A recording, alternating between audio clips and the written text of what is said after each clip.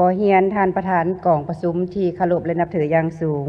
เฮียนบรรดาท่านคณะประธานกองประชุมที่เคารพและนับถืออย่างสูง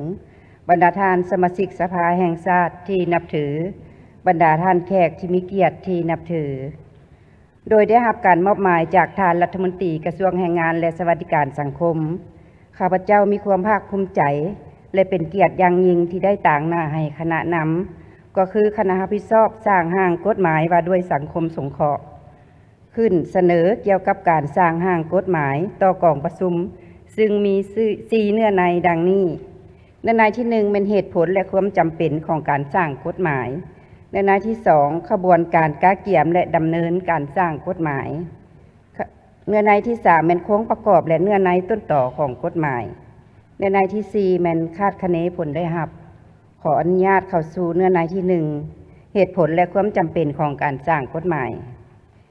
เวียกงานสังคมสงเคราะห์เป็นหนึ่งในนโยบายด้านมนุษยธรรมของพรรคและรัฐเป็นหนึ่งใน3เสาค้ำในระบบสวัสดิการสังคมเช่นการประกันสุขภาพ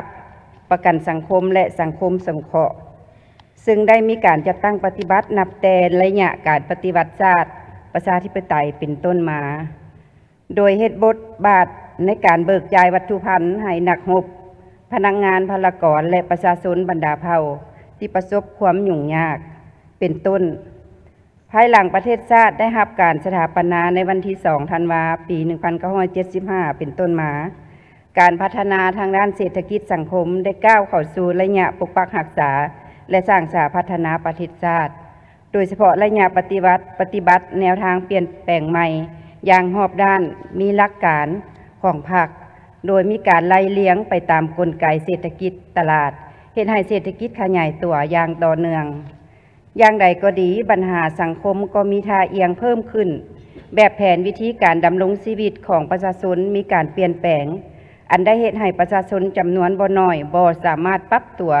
กับการเปลี่ยนแปลงดังกล่าวโดยเฉพาะผู้ทุกข์ยากผู้ด้อยโอกาสซึ่งมีความจำเป็นที่รัฐบาลต้องได้ดัดสมรายได้จากมรรคผลของการพัฒนาเพื่อกระจายไปช่วยเหลือกลุ่มคนเหล่านั้นให้เขาเจ้าสามารถปรับปรุงชีวิตการเป็นอยู่ของตนให้กลับคืนสู่สภาพปกติโดยไวในระยะผ่านมาการให้การช่วยเหลือการบริการทางด้านวัตถุจิตใจและการพัฒนาต่อประชาชนกลุ่มเป้าหมายสังคมสงเคราะห์ยังบ่ทันตอบสนองกับความต้องการในการดำรงชีวิตที่จำเป็นขั้นพื้นฐานกลไกการประสานงานความรับผิดชอบของแขนงการและท้องถิ่นรวมทั้งการมีส่วนร่วมของสังคมในเวียกงานสังคมสงเคราะห์ยังจำกัดบ่รวมศูนย์เหตุให้การติดตามคุ้มครองการช่วยเหลือสังคมสงเคราะห์ยังบ่เป็นระบบพร้อมกันนั้นการช่วยเหลือการบริการต่างๆต่อประชาชนกลุ่มเป้าหมายยังแม่นลักษณะเป็นการให้การช่วยเหลือบรรเทาทุกข์ฉุกเฉินเท่านั้นส่วนด้านการบริการและการพัฒนาเป้าหมายด้วยการให้คำปรึกษาคำแนะนำทักษะการดำรงชีวิตในเวลาที่มีการเผชิญหน้าปัญหาต่างๆที่เกิดขึ้นแม้นยังเฮ็ดได้น้อยอันเนื่องจากนักวิชาการรวมทั้งความเข้าใจของสังคมและการสนองงบประมาณเข้าใจเวียกงานสังคมสงเคราะห์ยังจำกัดทั้งหมดคือเหตุผลและความจำเป็นที่กระทรวงแรงงานและสวัสดิการสังคมได้กำหนดการสร้างนิติกรรมฉบับนี้เข้าในแผนการสร้างและปรับปรุงกฎหมาย5ปีระยะ2021หา2025และของสภาแห่งชาติชุดที่9ฉบับเลขที่03สพสลงวันที่26มีนา2021ก็คือแผนการสร้างและปรับปรุงกฎหมายของกระทรวงแรงงานและสวัสดิการสังคม5ปีระยะ2021หา2025เนื้อในที่2การกาเกี่ยมและการห้างกฎหมายได้แต่งตั้งคณะรับผิดชอบโดยประกอบมีผู้ต่างหน้าจากกระทรวงยุติธรรมกระทรวงศึกษาธิการและกีฬาห้องว่าการสำนักงานนายกรัฐมนตรีกรมกฎหมายและกรมสังคมของสภาแห่งชาติและศูนย์กลางสะพานแม่ยิงลาวรวมทั้งการเชิญเอาผู้เชี่ยวชาญหรือที่ปรึกษาอาวุโสด้านกฎหมายเข้าร่วมเฮ็ดเวียกนำคณะดังกล่าวแต่หัวทีหลังจากสร้างห้างสำเร็จก็ได้นำเอาห้างดังกล่าวเข้าปรึกษาหารือร่วมกับภาคส่วนอื่นๆที่เกี่ยวข้องและองค์การจัดตั้งสากลโดยเฉพาะแม่นองค์การยูนิเซฟ ซึ่งได้รับคำเห็นจากผู้เข้าร่วมอย่างหลากหลายนอกจากนั้นคณะรับผิดชอบยังได้ศึกษา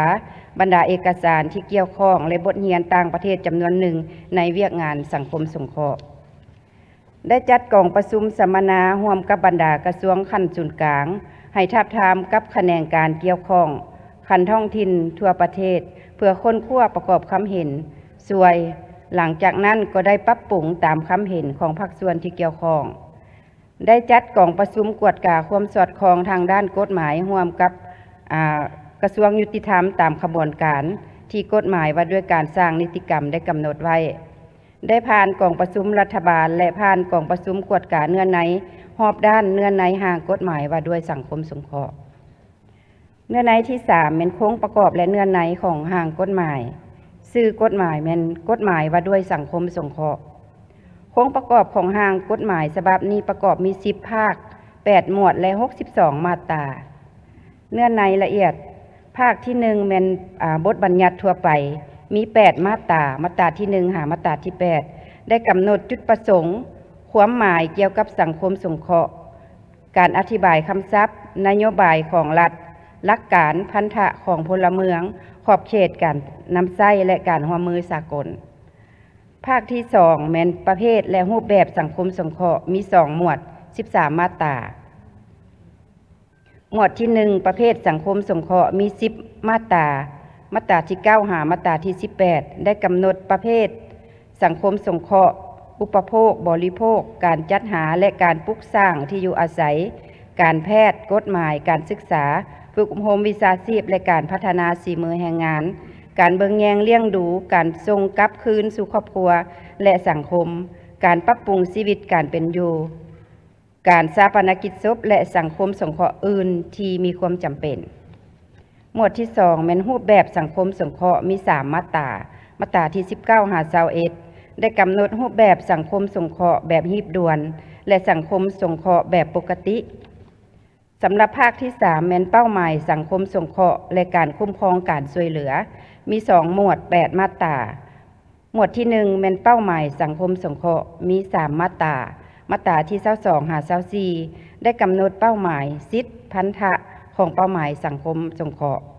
หมวดที่2แม่นการคุ้มครองการช่วยเหลือมี5มาตรามาตราที่25หา29ได้กำหนดแม่นการคุ้มครองการรับการเก็บรักษาการขอการช่วยเหลือการให้การช่วยเหลือสำหรับภาคที่4แม่นวิชาชีพและนักสังคมสงเคราะห์มี9มาตรามาตราที่30หา38ได้กำหนดความหมายเกี่ยวกับวิชาชีพสังคมสงเคราะห์นักสังคมสงเคราะห์ประเภทมาตรฐานและเงื่อนไขของนักสังคมสงเคราะห์สำหรับคนต่างด้าวคนต่างประเทศและคนที่บ่มีสัญชาติการอนุญาตสิทธิและหน้าที่จรรยาบรรณและการสิ้นสุดการเป็นนักสังคมสงเคราะห์สำหรับภาคที่5แม่นความรับผิดชอบการมีส่วนร่วมและการปลูกจิตสำนึกมี2หมวด5มาตราหมวดที่1แม่นความรับผิดชอบของรัฐชุมชนครอบครัวและบุคคลมี3มาตรามาตราที่39หา41หมวดที่2มีส่วนร่วมการมีส่วนร่วมและการปลูกจิตสำนึกมี2มาตรามาตราที่42และ43สำหรับภาคที่6แม่นข้อห้ามเนาะมี4มาตรามาตราที่44หา47ได้กำหนดข้อห้ามทั่วไปข้อห้ามสำหรับเป้าหมายสังคมสงเคราะห์สำหรับนักสังคมสงเคราะห์สำหรับพนักงานรัฐกรและเจ้าหน้าที่ที่เกี่ยวข้องสำหรับภาคที่7แม่นการคุ้มครองและการกวดกาเวียกงานสังคมสงเคราะห์มี2หมวด9มาตราหมวดที่1แม่นการคุ้มครองเวียกสังคมสงเคราะห์มี6มาตรามาตราที่48หา53ได้กำหนดองค์การคุ้มครองสิทธิและหน้าที่ของแขนงการแรงงานและสวัสดิการสังคมแต่ศูนย์กลางลงฮอดท้องถิ่นหน่วยงานวัฒนธรรมสังคมตะแสงสิทธิและหน้าที่ของแขนงการองค์การและก็องค์การปกครองท้องถิ่น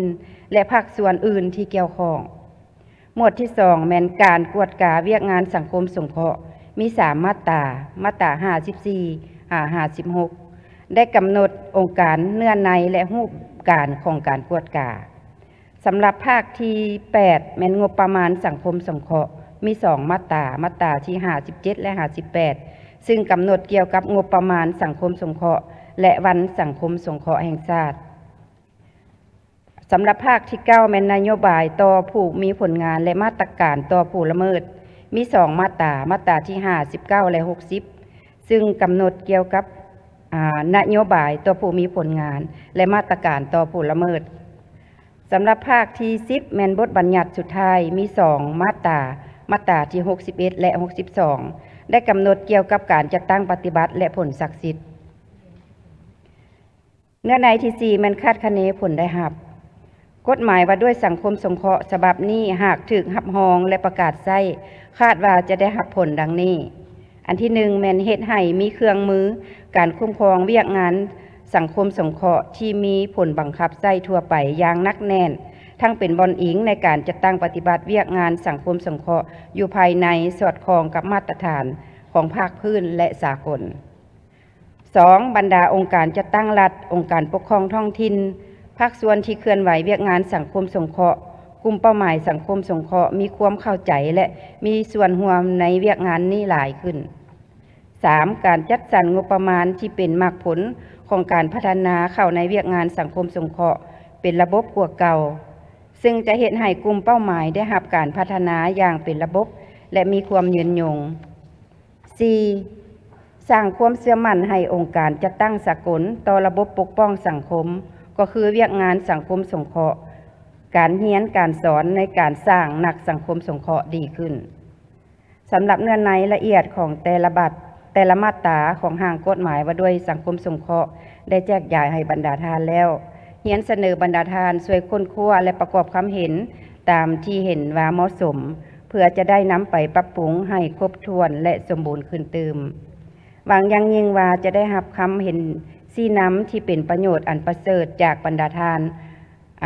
จากท่านประธานกองประชุมและบรรดาท่านสมาชิกสภาแห่งชาติที่ทรงเกียรติในครั้งนี้ด้วย